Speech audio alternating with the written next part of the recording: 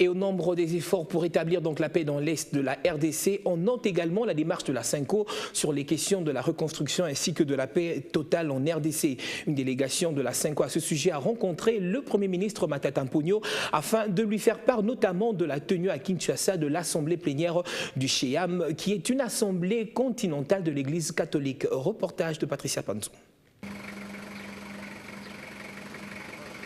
Lors de ces audiences de lundi, le Premier ministre Matata Ponyo a notamment reçu les responsables de la Conférence épiscopale nationale du Congo.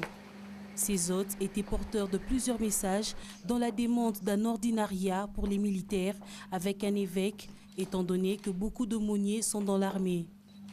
La délégation de la CENCO a aussi annoncé au chef du gouvernement de la tenue du 7 au 14 juillet à Kinshasa de l'Assemblée plénière de Sheam.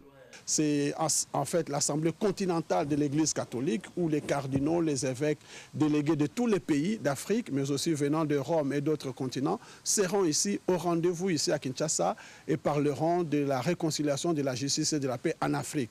Et donc partout où cette assemblée a pu se tenir, les gouvernements ont pu mettre les moyens pour accueillir les hôtes de marque et aussi donner une visibilité du pays.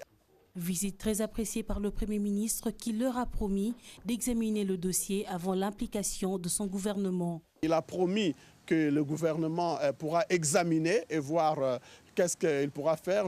Évidemment, il ne peut pas laisser un tel événement sans aussi s'impliquer.